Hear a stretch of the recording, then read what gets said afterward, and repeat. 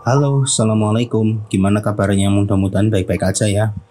Para warga desa Sukawudi, kali ini saya hadir dengan cerita kiriman pendengar saya, pendengar podcast dari Blaka Suta Podcast, Cablaka Mania, yang mengirimkan ceritanya, yaitu soal pengalamannya bekerja di pom bensin. Jadi, teman baru saya ini, namanya adalah Rio yang mengirim cerita. Di semester 2 tahun 2020, di mana memang waktu itu masih awal-awal pandemi COVID-19, di mana orang-orang itu masih banyak yang dirumahkan, bahkan di PHK massal. Si Rio ini, teman saya, itu sangat amat beruntung karena ia ini mendapat pekerjaan pertamanya setelah lulus secara virtual dari SMA-nya ya. Jadi Rio ini termasuknya itu merantau dari rumahnya yang ada di Kebumen menuju ke kabupaten yang gak jauh dari kotanya gitu ya. Ia ini bekerja di salah satu pom bensin, yang mana pom bensinnya ini cukup klasik teman-teman. Karena dibandingkan pom bensin pada umumnya ya, yang selama ini kalian lihat di jalan, yang mana bangunannya udah megah, terang gitu. Nah, pom bensin tempat Rio bekerja ini emang masih bener-bener Gen 1 ya, bisa dibilang. Karena bangunannya sangat amat klasik. Ukurannya juga nggak terlalu besar, sedang aja. Jadi denahnya begini. Di pom bensinnya Rio bekerja ada 2 unit station ya, yang mana satu station terdiri dari 3 jenis bensin. Ada Pertalite, terus ada Pertamax, dan juga Biosolar. Satunya buat motor, satunya buat mobil, bis, travel, dan lain sebagainya gitu ya.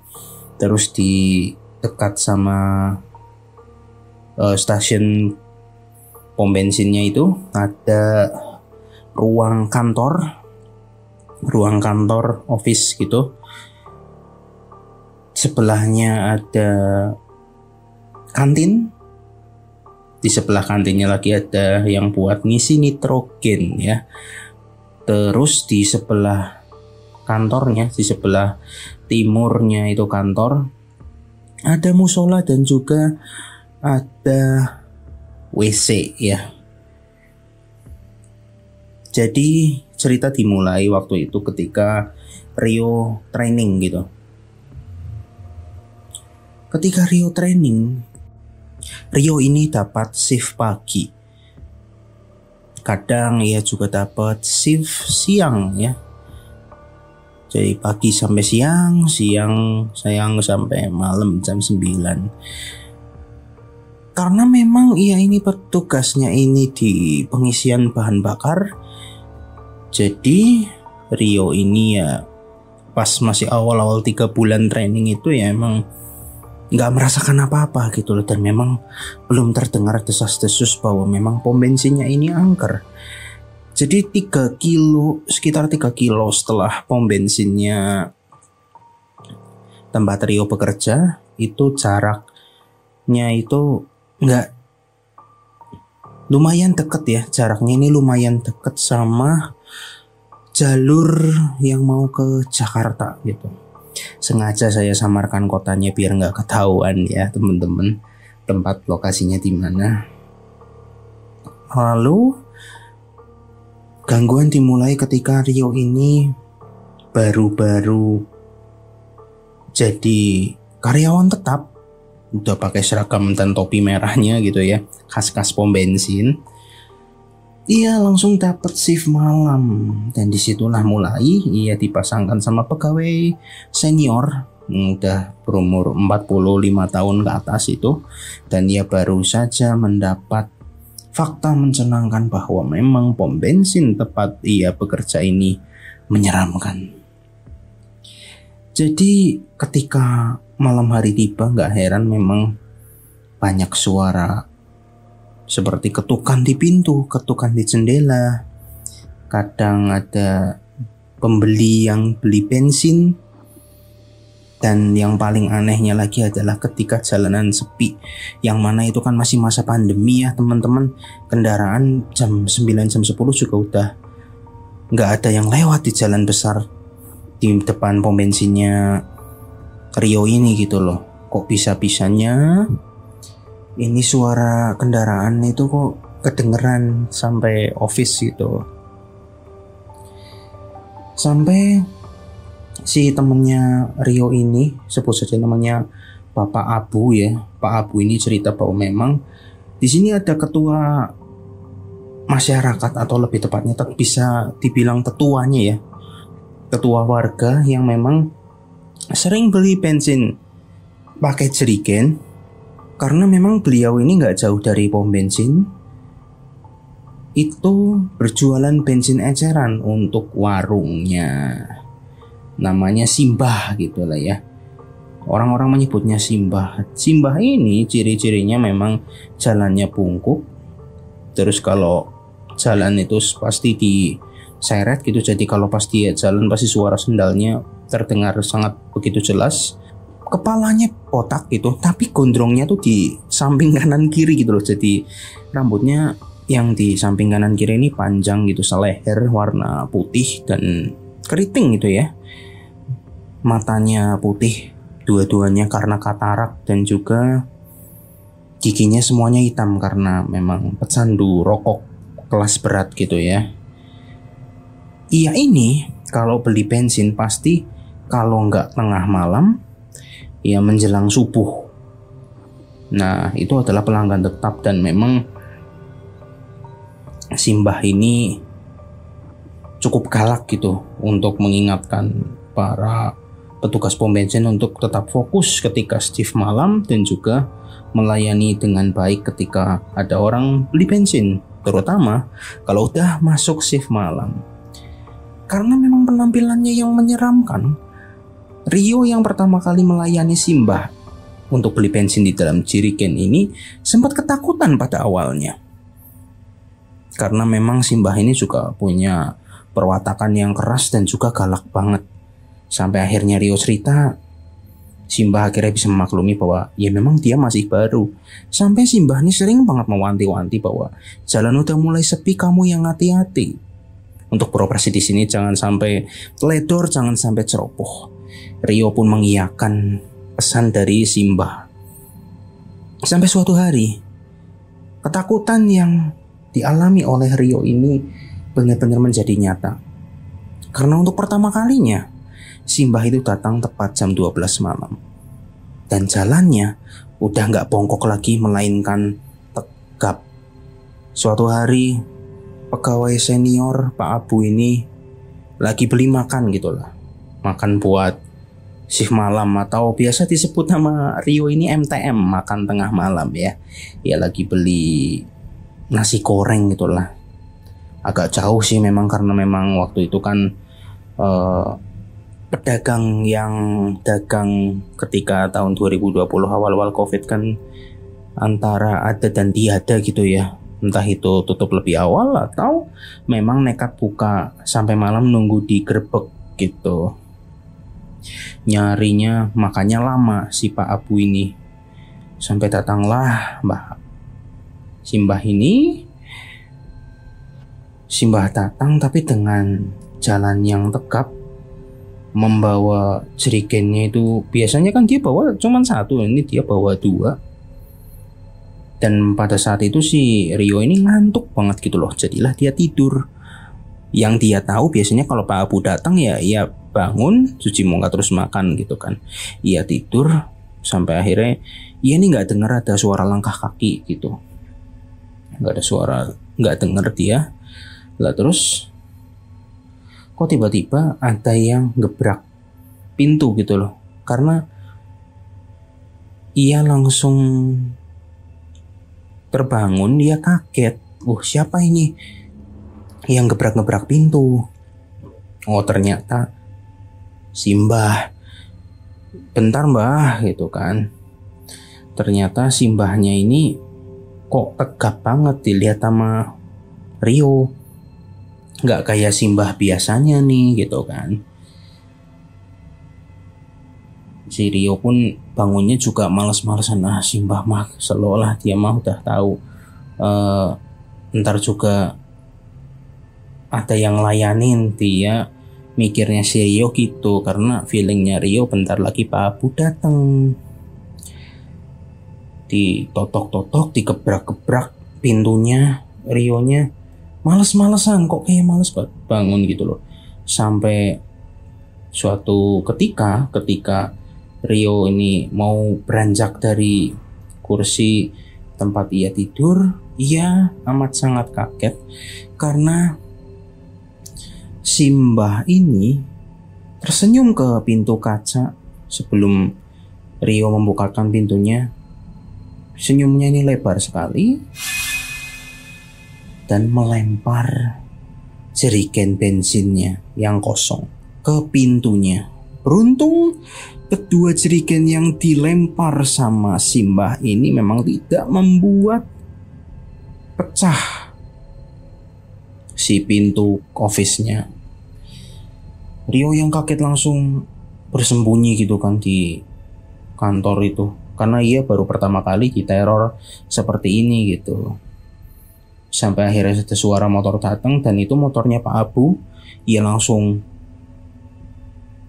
bergegas ke kantor dan langsung buka pintu gitu. Sampai ia bilang ke Rio, "Yo kamu gimana sih yo, itu ada orang beli bensin, kamu malah sembunyi di sini ngapain gitu kan? Itu aku lihat Simbah ngelempar jerigen ke pintu." "Hah? Jerigen mana? Orang gak ada jerigennya di depan kantor ini kok. Kamu gak usah ngarang-ngarang lah gitu kan. Makanya kalau kerja shift malam itu bikin kopi dulu, sering-sering cuci muka kalau ngantuk, biar kamu gak halusinasi gitu." Kalian tahu apa yang terjadi? Memang benar gak ada jerigen di depan gitu seperti yang Pak Abu bilang. Namun sekitar waktu itu sebelum subuh, si Mbah ini datang. Ya jalannya bongkok, bawa hanya satu jerigen yang layani kebetulan si Rio. Konfirmasi lah Rio ini gitu kan, Mbah tadi jam 12 ke pom ya, ngisi bensin ya. Loh kok cuman bawa satu jerigen? Tadi aku lihat si Mbah juga jalannya udah tegap gitu. Lah si Mbah itu cuman ketawa doang. Dia cuman bilang, "Selamat datang di situasi sebenarnya nak. Ini baru awal. Nanti kamu akan merasakan sesuatu yang lain, yang lebih menyeramkan di pom bensin ini." Waduh. Kira-kira apa ya teman-teman situasi yang menyeramkan yang Rio akan alami? Kita lanjut ke cerita selanjutnya ya. Jadi saat tiba suatu waktu di mana memang petugas pom bensinnya ini berkurang, bukan karena dirumahkan, tapi karena pada sakit, pada positif COVID teman-teman. Dan memang pernah satu shift jaga cuman berdua. Jadi sih nggak masalah ya, karena memang stasiun pom bensinnya itu kan kecil, jadinya ya kalaupun berdua satu orang itu satu stasiun juga nggak masalah gitu. Cuman pernah suatu hari Rio ini benar-benar jaga sendirian karena Pak Abu yang biasa menemani jaga shift itu positif COVID di shift malam. Ia menjalani itu selama 2 minggu karena memang pas masa isolasi kan 14 hari ya.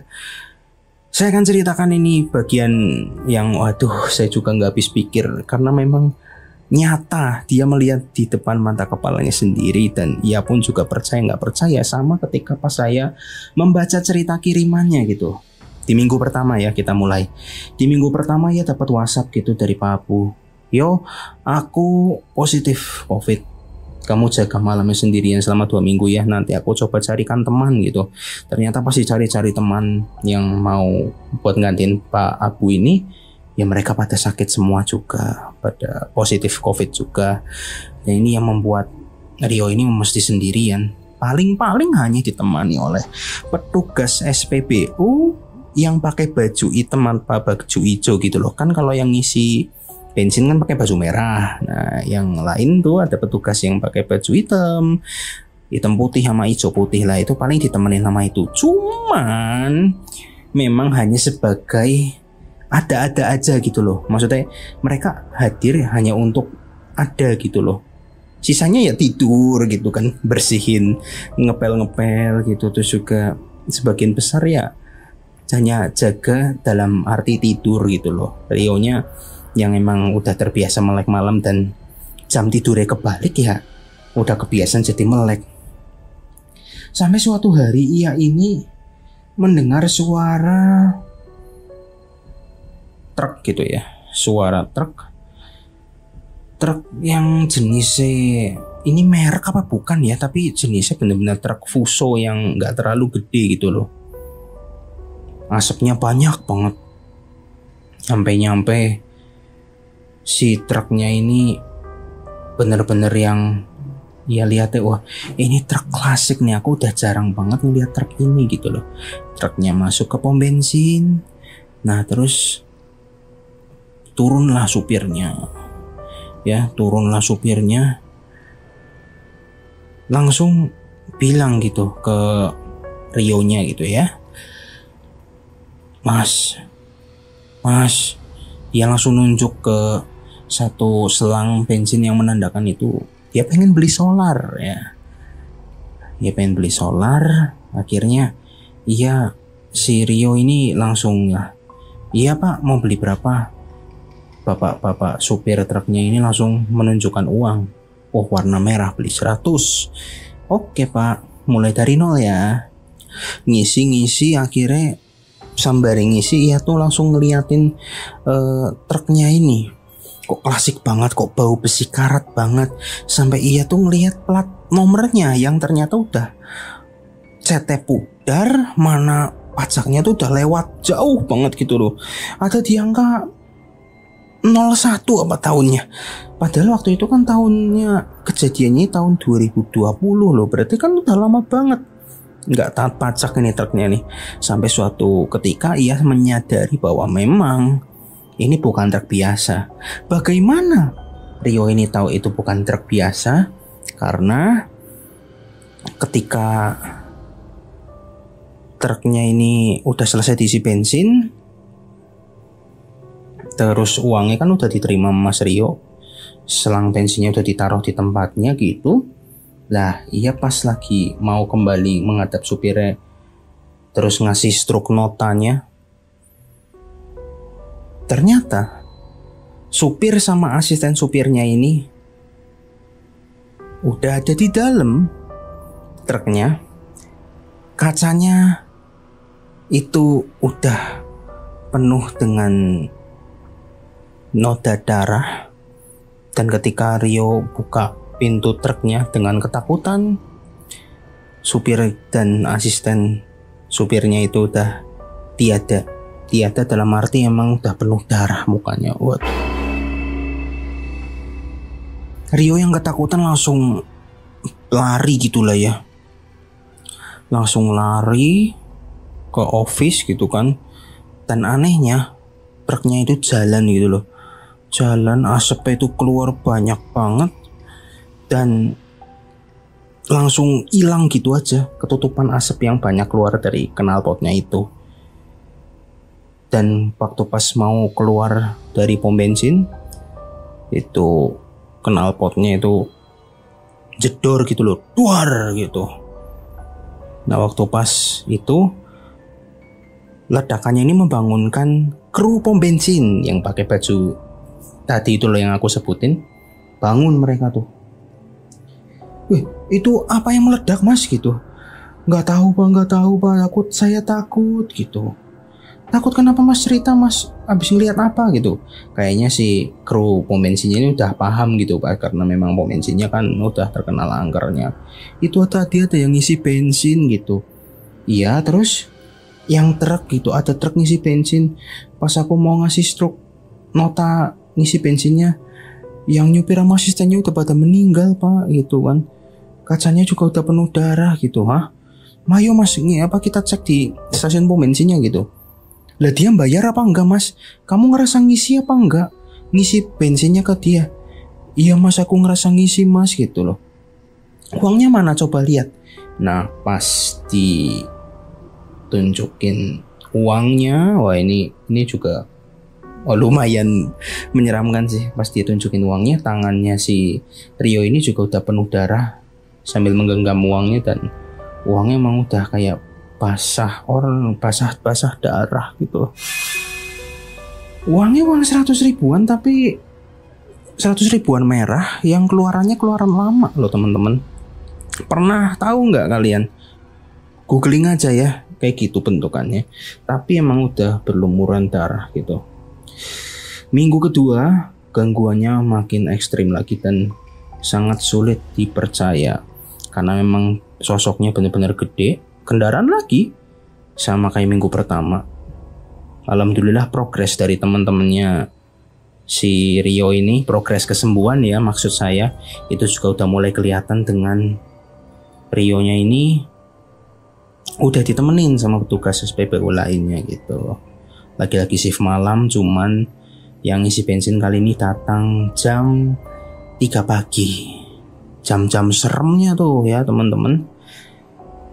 Datanglah nih satu rombongan yang mana ini adalah bis ya.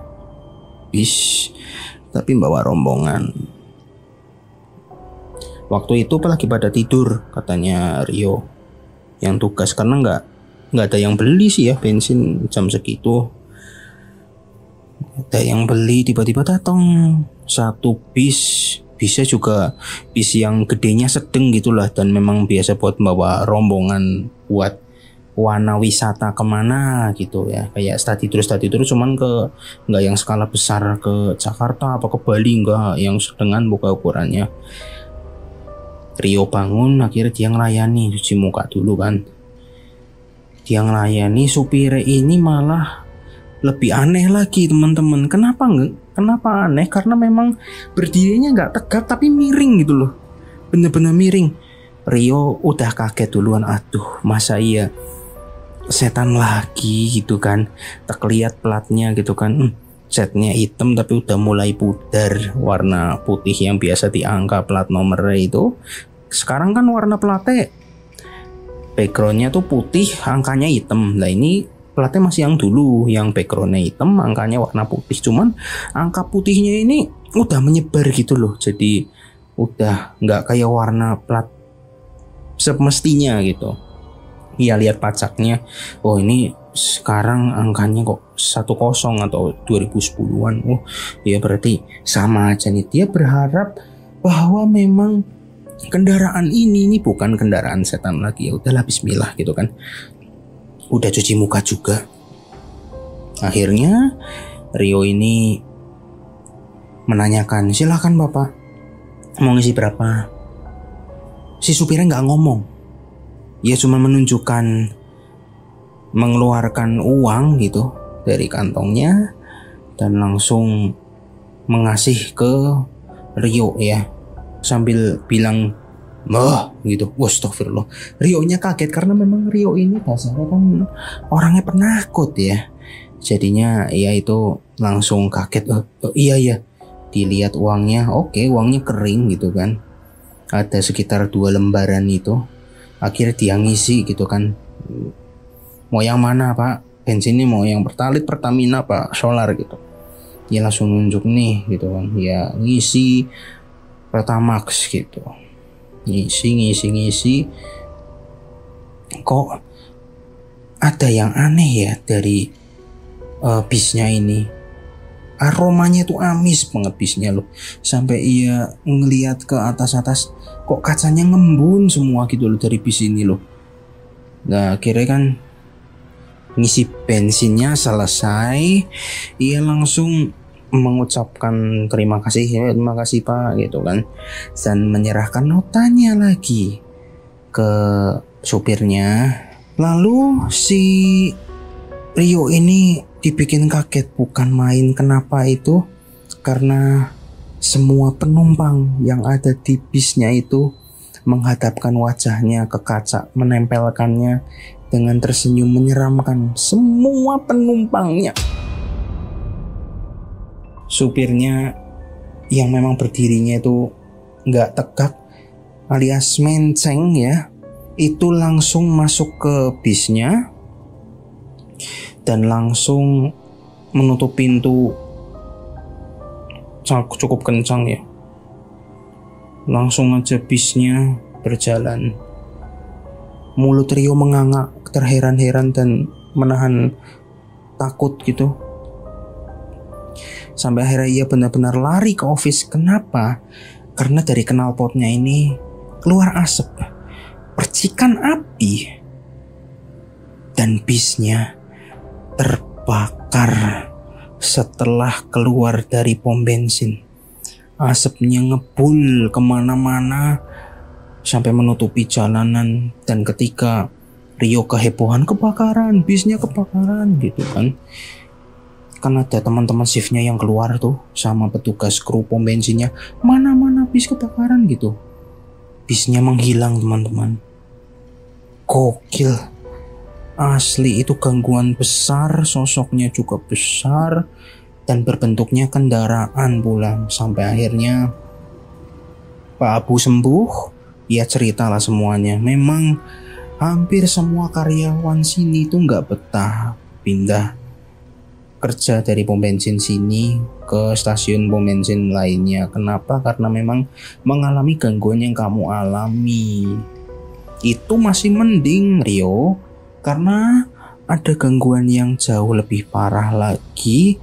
Waktu itu ada orang naik motor beli bensin. Cuman waktu pas ia turun dari motor itu jokesnya udah berdarah-darah semua gitu loh.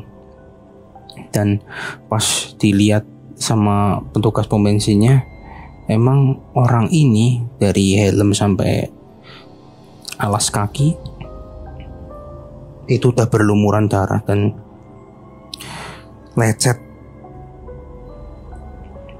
di bagian sekujur tubuhnya. Dan sosoknya ini di pom bensinnya ini memang berani nampak semua teman-teman, baik itu skala kecil maupun skala besar gitu. Untuk saat ini Rio memang udah nggak di pom bensin itu. Pom bensinnya sampai sekarang masih beroperasi sebagaimana mestinya pom bensin. Hanya saja memang karena intensitas COVID yang udah menurun di Indonesia dan juga pom bensinnya udah mulai ramai kembali, gangguan besar-besar seperti itu udah tidak terjadi lagi. Karena setelah ditelisik juga, Pak Abu bercerita bahwa memang di depan pom bensin ini emang sering terjadi kecelakaan, termasuk yang truk dan juga bis. Ya, teman-teman pejuang shift malam, semangat ya, apalagi yang lagi mendengarkan cerita ini. Selama kerjamu halal, kamu mau dapat shift malam pun tetap semangat. Insya Allah kerjamu juga diberkahi dan diridhoi sama Allah. Oke? So, terima kasih semuanya untuk mendengarkan episode ini. Dan jangan lupa dengerin podcast saya juga di Belaka Suta Podcast. Saya Risya dari Purwokerto. Wassalamualaikum.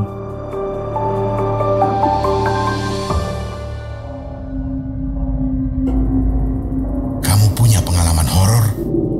Kirim ceritamu ke podcast.ceritahoror@gmail.com.